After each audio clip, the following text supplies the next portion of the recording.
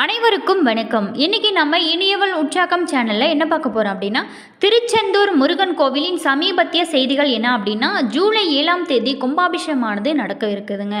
இந்த கோவில்ல சூரசம்ஹாரமானது திருவிழா மிகவும் பிரபலமானது.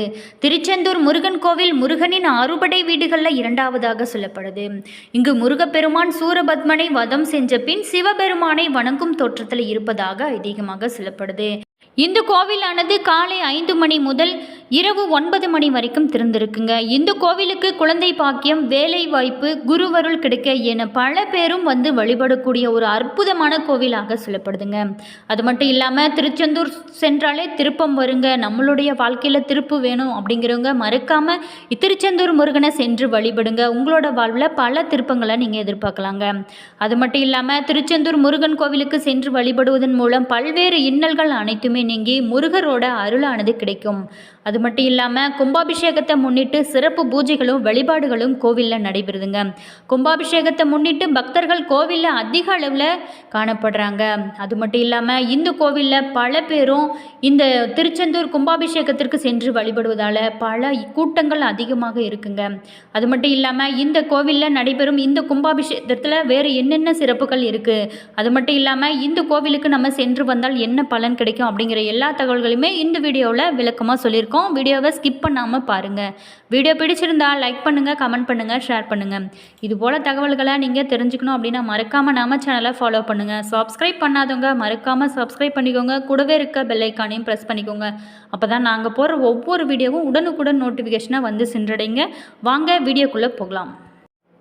உலக புகழ்பெற்ற திருச்செந்தூர் சுப்பிரமணிய சுவாமி கோவிலில் சுமார் 15 ஆண்டுகளுக்கு பின் கும்பாபிஷேகமானது நடைபெற உள்ளதுங்க.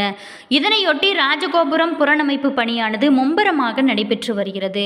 அதில் கடந்த மாதம் ராஜகோபுரத்தில் இருந்த 9 கும்ப கலசங்களும் புதுப்பிக்கப்பட்டு நவதானியங்களை வைத்து சிறப்பு பூஜைகளோட மீண்டும் கோபுரத்தில் பொருத்தியதையொட்டி தற்போது ராஜகோபுரத்தில் பிரம்மாண்டமான வேலும் ஏற்றப்பட்டுள்ளது. அது மட்டும் இல்லாமல் முருகப்பெருமானின் அறுபடை வீடுகளில் 2ஆம் படை வீடாக சிறப்பு பெற்றது தாங்க திருச்செந்தூர் சுப்பிரமணிய சுவாமி கோவிலில் சுமார் 300 கோடி ரூபாய் மதிப்பில் பெருந்திட்ட வளாக பணிகள் தற்போது நடைபெற்று வருதுங்க.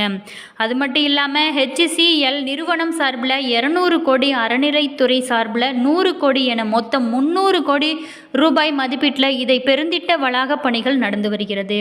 அது மட்டும் இல்லாமல் கடந்த 2022ஆம் ஆண்டு செப்டம்பர் மாதம் 28ஆம் தேதி துவங்கிய இந்த பணிகளானது தற்போது 80% வரை நிறைவு பெற்றுள்ளதாகவும் சொல்லப்படுது.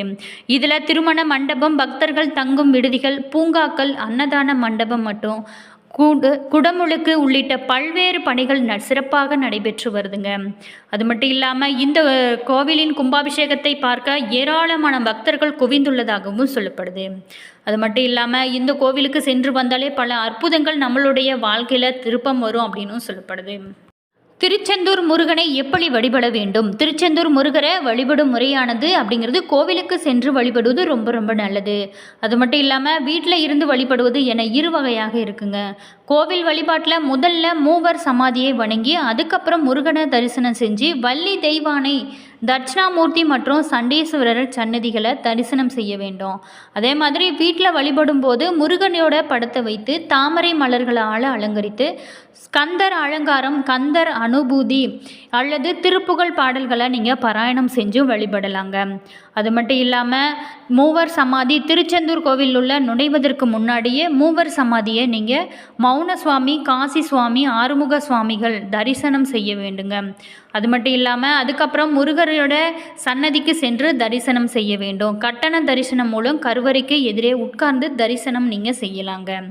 அடுத்ததாக பிரகார வலம். தரிசனம் செஞ்சதுக்கப்புறம் கோவிலோட பிரகாரத்தை வலம் வர வேண்டும். வலமிருந்த இடமாக சென்று மேதாகுரு தட்சிணாமூர்த்தியை தரிசனம் செய்கிறது ரொம்பவும் சிறப்பு. பிற சன்னதிகள் அப்படின்னு பார்த்தோமா, வள்ளி தெய்வானை, சண்டிகேஸ்வரர் மற்றும் சனீஸ்வரர் சன்னதிகளை தரிசனம் செய்து வழிபட வேண்டும். படத்தை அலங்கரித்தல். முருகப்பெருமானோட படத்தை வைத்து நீங்கள் சந்தனம், குங்குமம் இட்டு அலங்கரிக்கலாம் வீட்டில் செய்கிறீங்களா இருந்தால். 6 வெள்ளை தாமரை மலர்களை நீங்கள் வைக்கிறது ரொம்பவும் சிறப்பு. அதே மாதிரி திருச்செந்தூர் முருகனை நீங்கள் வழிபட வேணும், அவரோட அருள் முழுமையாக கிடைக்க வேணும் அப்படின்னா ஆலயத்திற்கு செல்வதாக இருந்தாலும் சரிங்க, அந்த ஆலயத்தில் இருக்கக்கூடிய தெய்வத்தோட அருளானது பரிபூர்ணமாக கிடைத்தால்தான் நம்மால் அந்த ஆலயத்திற்கு செல்ல முடியும். பல பேருக்குமே பல பிரபலமான ஆலயங்களுக்கு செல்ல வேணும் அப்படிங்கிற ஆசை இருந்தால் கூட அதற்கான முயற்சிகளை செஞ்சாலும் கூட ஏதாவது ஒரு சூழ்நிலையில் அதானது தள்ளி போய் கொண்டே இருக்கும், அல்லது பல தடங்கல்கள் வந்து கொண்டே இருக்கும். அந்த வகையில் பலருமே ஆசைப்படக்கூடிய ஒரு கோவிலாக திகழ்வது தாங்க திருச்செந்தூர் முருகன் கோவில்.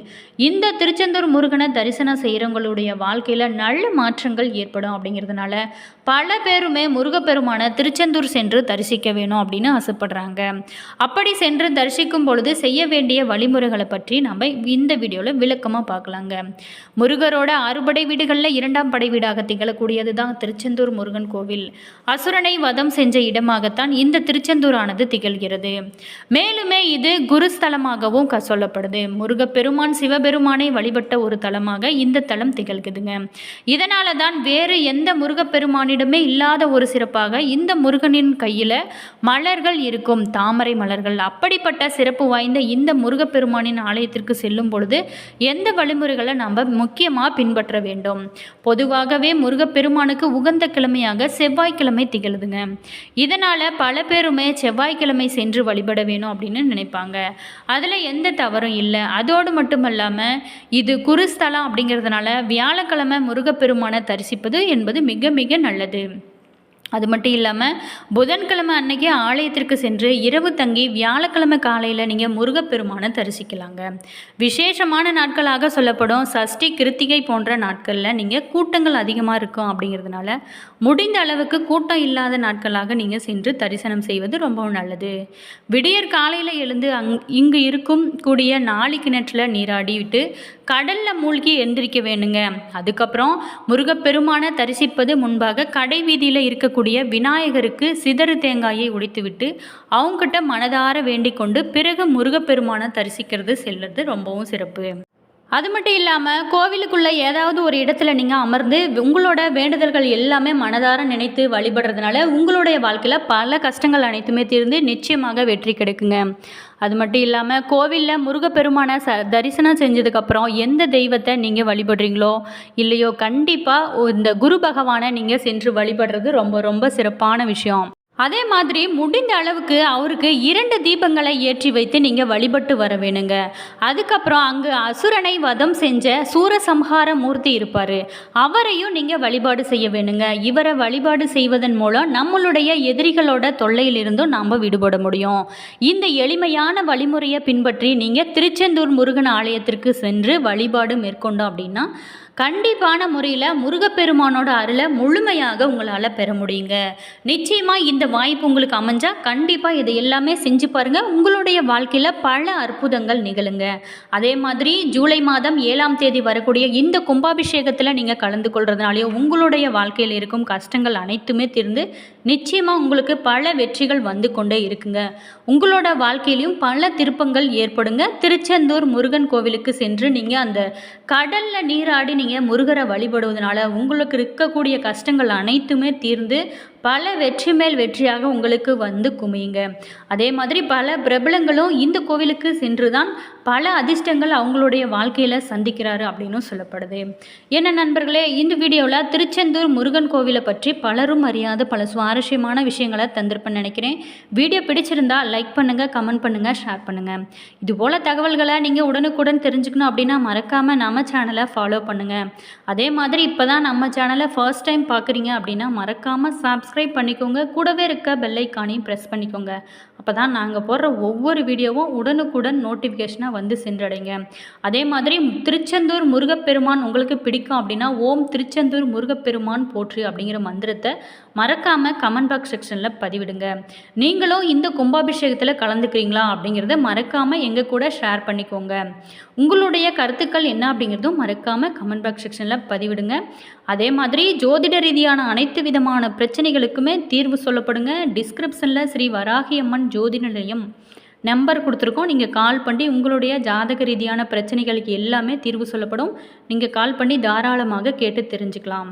அதே மாதிரி நீங்கள் 6ஆம் தேதி நீங்கள் விடியற்கால தரிசனத்துக்கு போக முடியும் அப்படின்னா ஓகே, காலை 4 மணிக்கு நடையானது திறப்பாங்க. நீங்கள் பொது தரிசனம் போகலாங்க. 6 மணிக்குள்ளே தரிசனம் முடிந்து வெளியே வர முடியும். செவ்வாய், சஷ்டி, கிருத்திகை மற்றும் கடைசி வெள்ளிக்கிழமைகளில் கூட்டமானது அதிகமாகவே இருக்குங்க. நிச்சயமாக இந்த கோயிலுக்கு நீங்கள் ஒரு டைம் போயிட்டு வாங்க. உங்களுடைய வாழ்க்கையில் பல திருப்பங்கள் ஏற்படும். இந்த வீடியோ உங்களுக்கு முக்கியமாக பல பயனுள்ள ஒரு தகவல்களை தந்திருக்குன்னு நினைக்கிறேன். வீடியோ பிடிச்சிருந்தால் லைக் பண்ணுங்கள், கமெண்ட் பண்ணுங்கள், ஷேர் பண்ணுங்கள். All views. Thank you.